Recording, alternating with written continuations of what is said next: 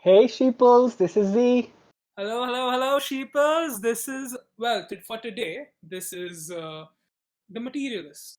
And Materialist. yeah, and there is Like, a reason behind it. yeah, because we're talking about minimalism, and is Yeah, this is it's not hyper current, but at the same time, it's this insanely uh, topical topic. Wow, topical topic that when you look up on Instagram shows up like such nice photos of white interiors and white sofas and neatly arranged things in a table.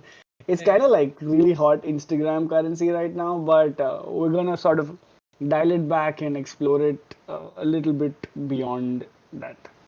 And I'm guessing, for you at least, I would say this is more than just Instagram currency, isn't it? Yes. I personally and again, I put the name materialist for myself because I'm the complete opposite from this mentality. Even though I like the aesthetic, which is what I think most people like about the whole Instagram currency. Um, as a person, I think I'd be a complete opposite to this whole spectrum of minimalism. Mhm. And before we get into what minimalism is, we just wanted to say we've been really lucky to have you all, especially all the sheepers, genuinely showing so much love in the past week, week and a half, 2 weeks, I guess, since we've Oh been my God, we had posting. this crazy Harry Potter Yeah, marathon. no, Harry Potter marathon was fun, and especially people interacting with us is great. And honestly, it's been so much fun. And since then, we've also decided upon putting up only one episode a week. I'm just happy to see that you guys, or you, sorry, you sheepers, are so supportive of us. And honestly, thank you so much for that. But yeah, I guess let's get back to the minimalism, shouldn't we? Yes, yes, yes. Again, if you are interested in the roots, then minimalism actually, and it's a little bit of a tongue twister, right? If you say it like Hmm. three times, like minimalism, minimalism, minimalism, blah blah blah blah blah. After Minimalism, a while, minimalism. Yeah, you I gotta can't. wear yourself out. It's like practice for ventriloquism or something like that. But actually, I mean, let me sort of dial it back and say what it means to be a minimalist. I think Hmm, that's a little easier to say. Um, right. I mean, minimalism as a whole sort of began as a art movement post the Second World War, and there were a lot of notable artists. Again, I'm not somebody who's really big on the art scene, but I did a little bit of light reading, and Right. if minimalist art appeals to you, you'd be happy to know that it's actually a form where a lot of notable people after the Second World War, did a very different style of artwork, installation, paintings, sketches, where it was actually about a few elements, but those elements were showcased in such a stark and in such a heavy underlying manner that it didn't feel like it needed more. Right. And over time, minimalism from an art movement sort of started appealing to people who were not from the art scene. And Um, the funny thing here, when you mention art, hmm. minimalist art, I guess, you're kind of I didn't know it rooted back to World War II. But honestly, before that, if we really wanted to think about art, it was always those massive paintings and Yeah, I mean amazingly it's something that intimidates intricate. you, right? Yeah, it's Like intricate detail, it's people, so it's much going yeah, on. so much going on in those. And then when I talk about, or when I see minimalist art in general, it's just, I don't know, it's just, I guess, soothing when it's Yeah, not exactly. cluttered. That's When that's it's, the yeah, perfect word. It's soothing. Like I mean I like to explore this from two different sides. Okay, the first side is why does minimalism or why does being a minimalist really appeal to us? yeah, um, I'm assuming at this point all of us are pretty clear on what minimalism means, right? It's about, oh, you know what? I actually forgot.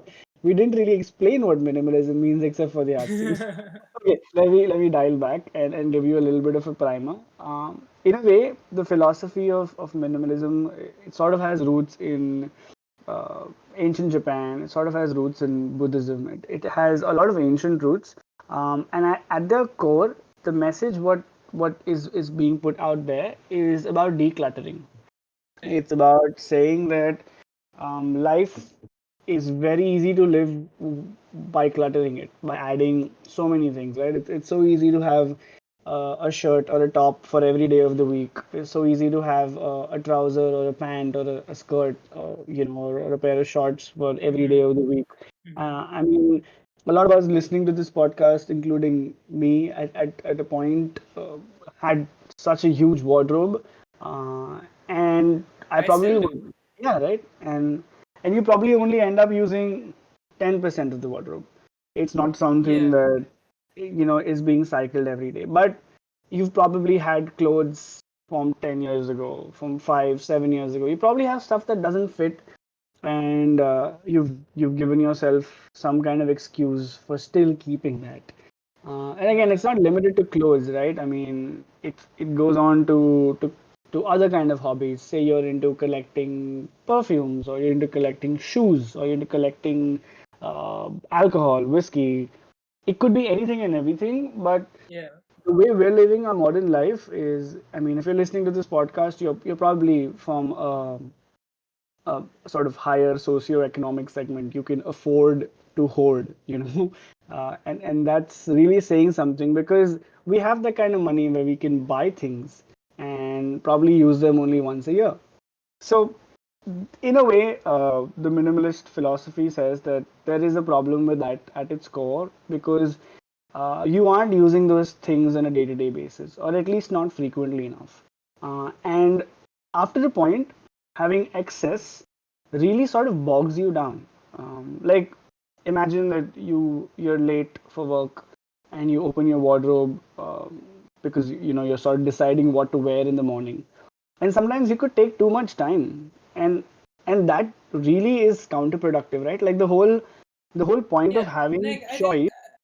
I agree with that idea of like sometimes just even in clothing and all those kind of things when we're trying to decide what we are trying to wear every day or what we want to present ourselves as every day. I think when we have too much of something, we kind of do start getting confused, and it's the idea of like making that decision of like, oh, I want to be different every day, and you kind of start forcing yourself to be that way, even though you don't want to be that way, um, which is a very, I think, a difficult hole to fall into. Yeah. But when I look at it from my side as well, and this is me coming from the opposite perspective because as much as I like the aesthetic of minimalism, Hmm. I am also a person who is a collector. Like you said, like I like collecting shoes, I like collecting paraphernalia of like posters or all those kind of things, and I come from that lucky or rather blessed household that I am able to do it. Hmm.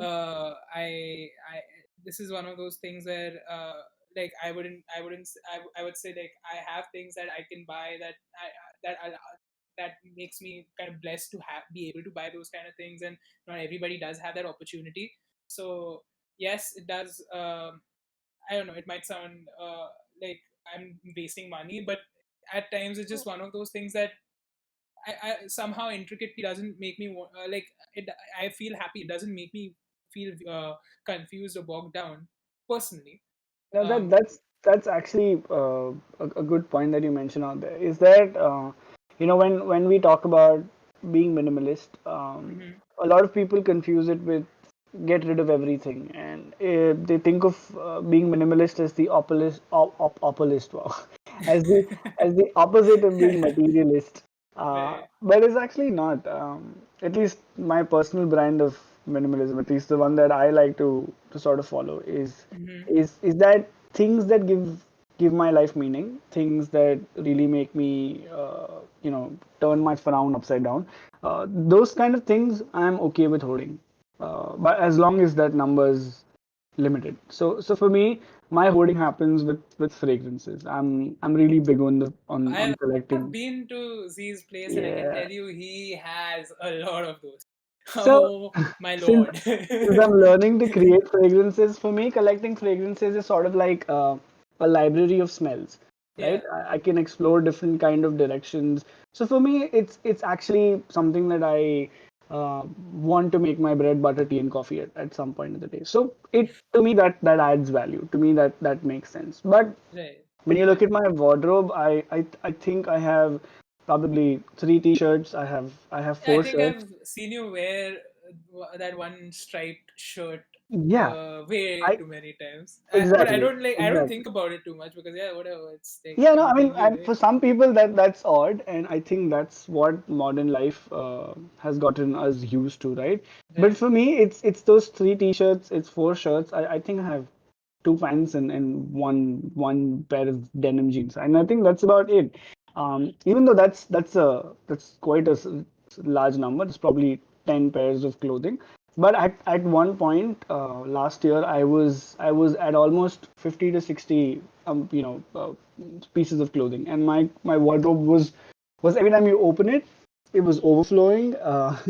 And what really happened was I went through something called the paradox of choice, and this was coined by Professor Barry Schwartz.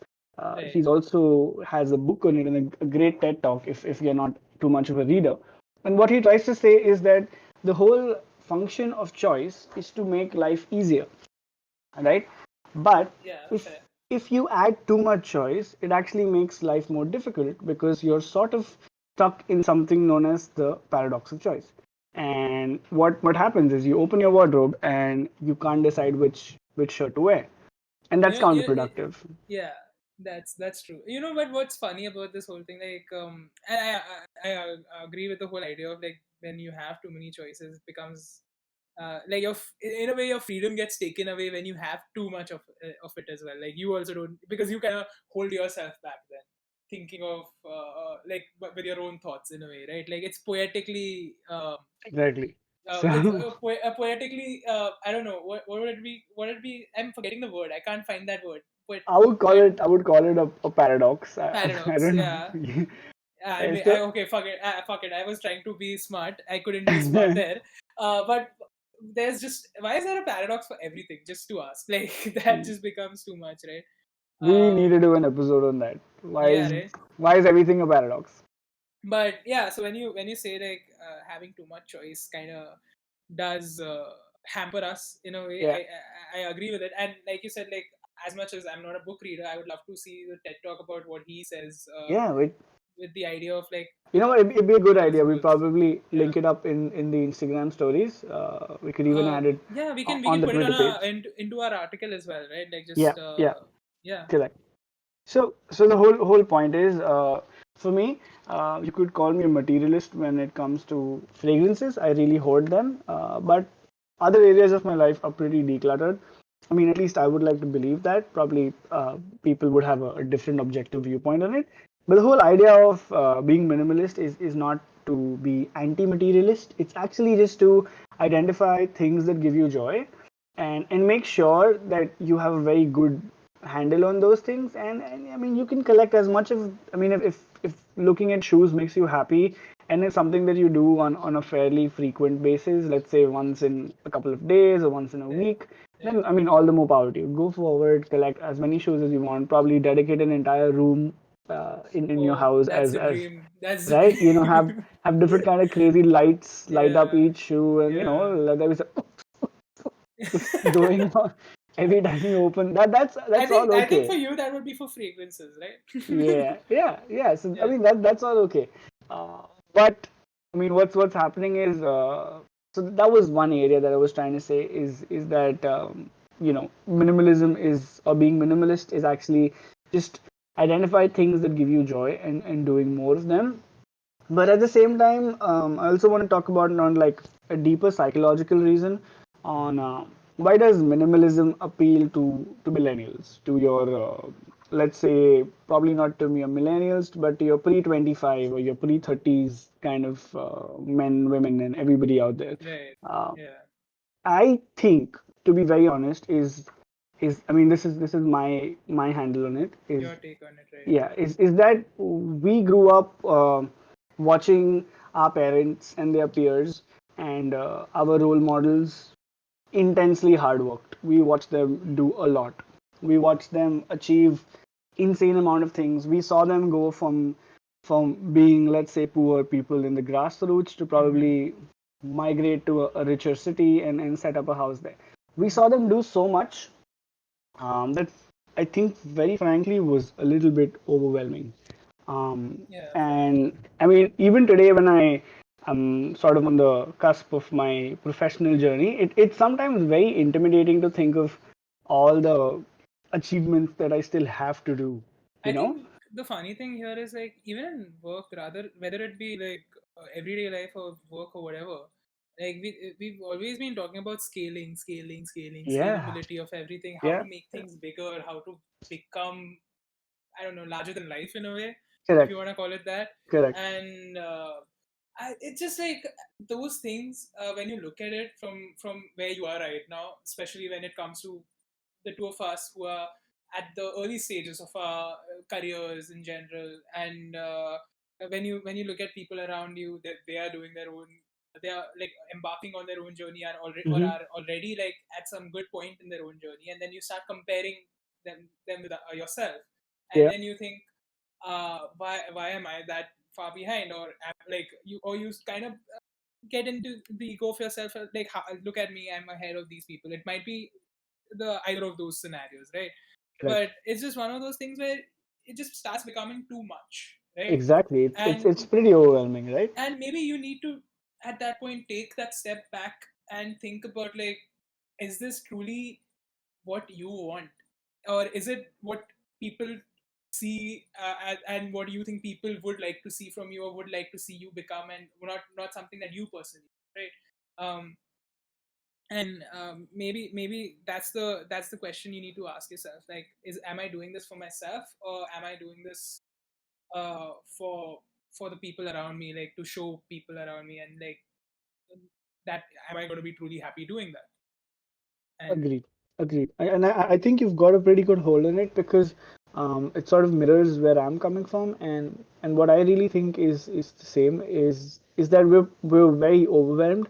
We see so many people out there who've like the Airbnbs and the Amazons and the yeah, Alibabas of the world, and you're like, fuck, that is. And conventional media sort of always tries to feed you that these are the shoes that you need to fill into. If they're out there putting, let's say, 130, 140 hours a week, why aren't yeah, you? I mean, they are also human, so are like it's you. all about Like, success stories everywhere, and everything right, makes and sense. and I think that in a way sort of gets to me sometimes, Mm-hmm. and when I look at all these achievements that I'm expected to achieve, I think a minimalist life sort of really appeals. Then I could say that it's sort of a defense mechanism where I sort of withdraw into a shell and I go like, hey, you know what? It's okay. I'll stay in a small house and I'll have Mm-hmm. less things, but at least I'll be happy. Yeah, I think that's a very interesting angle to explore psychologically. I mean, I think I'd be pretty biased to answer that, but if I try to be objective, I think being minimalist is sort of a defense mechanism when we're overwhelmed. But that being said, it still has some functional joy that's derived from it. So, like, say, when I come into my room yeah, and all I see is a few books, and I see a guitar, and I see yeah. a bed.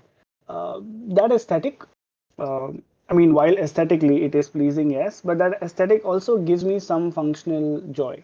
I can enter that kind of room and feel better, as opposed to, say, having 10 things more in it. Because, because let's be honest, everything that is there in your room or in your house is sort of a representation of what you are, what you are trying to be, or what you want people to think you are, right? So, Yeah. I mean, let's say you're getting someone in your house and you want to sort of create an impression. So you want them to think you play the guitar, so the guitar's out there, I mean, in the spotlight, and then your True, perfumes are just there, and then you true. have books because you're an intellectual. I mean, again, not being condescending or judging, but the things that we have in our life, the You're kind of material. projecting your own Yeah, personality exactly. They're sort through of a your living space, projection, right? Yeah. right? So, I mean, And when there are lesser things, there are actually lesser identities that you have to juggle, and I find that hmm relaxing. I mean, I'm okay with being just a perfumer and a guitarist. That's right. it. I'm okay with just that. And But some people so aren't. here's my And that, question to you, though, in this yeah, matter. when we speak about this. And as I said, like I'm coming in from an outsider perspective, even though I do agree with a lot of points that minimalism brings forth. Um, I do have the other aspect that I think of is like, what if I want to achieve those things personally, right? Like, it's not about becoming bigger or something, but I have like this particular dream that I want to achieve, or I have a drive to reach somewhere. And Hmm. that doesn't necessarily include like having a big house or having a lot of stuff or having a lot of cars. What it does include is me being able to get my work, rather, let's say, if we take Sheeples as an example, right? um, it's We want to try to make this into a larger community, right? And that is our goal. So that does make us want to achieve more, work more, and with it comes like different kinds of questions that come into this conversation, right? About like when you grow, whether doesn't that scalability still get included rather than just thinking of having a minimalism kind of an Okay, wait, let source. me try to sort of iterate and see if I understand where you're coming from. So, are you trying to Right. say that some people could want to do multiple things and that should be okay too? Yeah, like you when you have the drive to achieve much more, that might include Right. it's like I'm saying it could include having a bigger house, or it could include like your personal goals, right? It doesn't have to be that, but like how I does mean, minimal now, so in all fairness, to answer your question, minimalism sort of was always, it tried to enter my life. I always, I mean, okay, it's a nice fancy word now, but I mean, it used to come back in my readings much before, in different versions. It's not something, let's say it's not something brand new, right? We've all heard about it in some way or the other. right, But it really resonated with me when I sort of decluttered, when I sort of right, realized that I don't think I can be a lawyer and an IPS officer and a guitarist and a perfumer and a right, good person and a social worker. So right. I think this chord really struck with me when I sort of accepted that I can't do a lot of things. Mm-hmm. And I think if you're somebody who thinks can achieve a lot, well, objectively, the data isn't in your favor. Objectively, if you go to see, there's the whole 10,000 hour rule to get flow. And if you really do the math and sort of calculate all the things that you can excel at in life, the sweet spot is three. Right. If you factor in everything, you can't be amazing at more than three things in life. But again, that's But just the then data. You like could you that's could data, dispute. right? why You why could why you stop could yourself you with could that, be right? you could be the outlier. Perfect. I Yeah. mean, no grievances with that. But at some point, I think everybody comes to a realization. Probably not everybody, but a lot of people come to a realization that less is more. Mm-hmm. And I think if you're not there, then all the more power to you. Then go out there, try to achieve as many things as you can. Maybe you'll achieve 10 things, and then you'll come to less is more. Right. But for me, that came a little early on because I'm sort of very fixated with trying to chart a course for my life. And I wanted to do all of these things on the onset. I mean, of course, there's the possibility that I'm limiting myself, but we'll find out, I guess. That's a very weird dilemma to be in, right? Like when you Right? want to do a lot, but then there's also the fact that you need to kind of give your time to each and everything to be able to do that Yeah, a lot, I right? mean, I want to be good at it. Okay, I don't Yeah, want to play three open chords yeah, and sort of play the pro chords Oasis style and then suddenly brand myself a guitarist. right. If somebody chooses to does that, I'm sure they can be great at it. But I think there is so much more to explore with the instrument than being stuck at a few chords, right? True, very true. But And like I said, there are some outliers who are prodigal level, who can do a lot yeah, in very less time. yeah. And for a few people, the whole quest of life is to do as many things as they can. That So works out too, man. that's just the other template of looking at it, right? Like Yeah, just the just other two way of different looking sides. at it. Yeah, None of them is wrong, right? And then none of them is yeah, right. fair. It's just what fits when. I mean, it's where the shoe fits, I guess.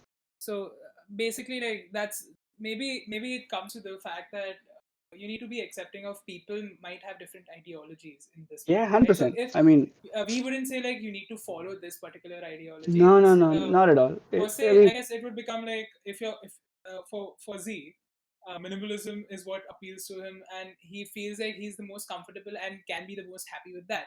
So following that ideology would be the best idea for, or rather, the idea for him. And if he can make something out of through that, and he can live a happy life, then nobody else is there to, like, stop Yeah, that, right? exactly. For the other person, whether it I personally, I would say I'm still like not sure of where I lie, per Mm-hmm. se, in Mm-hmm. this matter. And I don't know, what about you, Sheeples, right? Like, if you all have a particular ideology that whether minimalism might appeal to you, or whatever you feel is your template to become, like, Yeah. what you feel would be making you happy in life. Write to us and let us know. And it's Yeah, exactly because of subjectivity that we've chosen to do yeah, some shorter podcasts. So if you've noticed, we're already at the end of this topic, and that's because some of you out there, feel better listening to something that's half hour versus an entire hour. And well, we could work with that too. So subjectivity makes the world and round, including other us. than that, like, you know what, one thing we have still missed out on minimalism, though, Uh huh. which I would like to say that is, so Z kind of made me watch this, rather not made me, kind of suggested this documentary for me to watch. Oh yeah, yeah, yeah. It Talk about was that. it was in it was on Netflix, and it like speaks about the whole idea of minimalism, and what like how people live their lives. Like Z was saying, living in small homes might appeal to you, or having like just things that they were talking about, how having things in your life that add value to you, right? Rather, like, what you see will give you value and you can use every day, rather than having like tens of different things that are just there that are not being used, and it's just like increasing your carbon footprint in a way, if you want to call it that. And the one thing that really, like, I think connected with me through that doc when I saw it, and I feel like it is a factor that people can think about, or it is food for thought, is has like the whole idea of materialism just been created through marketing and selling of products, like, uh, is the idea that we want to buy this stuff created because of the hype that is there around marketing and the products, and like getting people to buy it rather than people wanting it for themselves? Or is it just like we already always wanted things like this, and it's just kind of Yeah, giving that that's helping actually hand? a very interesting angle to explore. Considering the fact that we're looking to be marketers ourselves. Yeah, Uh, but I mean, there is some merit to that because every time you sort of read a brand's messaging, they're always like, "Happy Mother's Day, buy our product. Happy Brother's Day, happy yeah, birthday, yeah. here's It's like some 20% off." occasion or something So, coming up, or rather they're always like showcasing their yeah, product or I work, think right? we've I mean, of course, it's a little bit naive to say it right now, but I think we've officially entered the age of excess.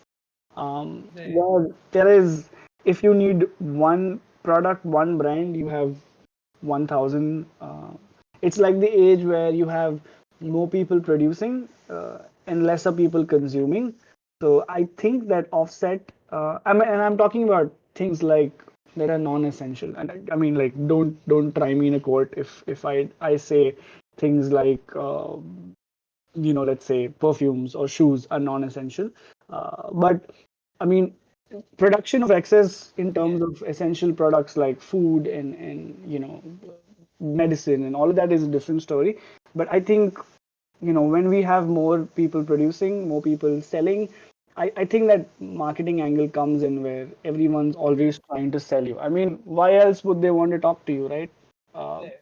I mean, like, a pharmaceutical company doesn't care about corona. It only really cares is if you have corona and it has the medicine and it can sell it to you to sort of treat you. That's a little bit of a grim picture, I Yeah, guess. I think But that wouldn't we be looking at it in a pessimistic way then, in a way? yeah, yeah, we would be, but I don't know. Like, I think that's a whole different episode because Yeah. I mean, there's But this also was a question they kind of did pick up on minimalism, right? Like in that yeah, documentary, they correct. did talk about like how we have everything available to us now. We can buy everything and have everything. So maybe, and this is what we come back to the start of the podcast when we say, like, maybe that's when you need to take that step back and see what you actually want to be like. What is it that you want, and what is going to make you truly happy? Would you like to be that person who wants to, or rather have those essential things in life, and just like focus on things that you like want to keep in front of you, or are you the type of person who likes the idea of collecting and having different things and buying Yeah, stuff? true. So again, that's the whole ideological differences that come up in this matter. But yeah, I think that topic can be a different like episode completely for us, right? Sure, Like sure. just the idea of what is marketing behind us wanting to consume more Yeah, as a done. We basic. could totally do that. Yeah, but yeah, I guess this was a short one. This was a short So short podcast one. today. It was really nice having you guys. Yeah, If you're struggling with sheeples, having you sheeples. Sheeples, okay, I fucked up this.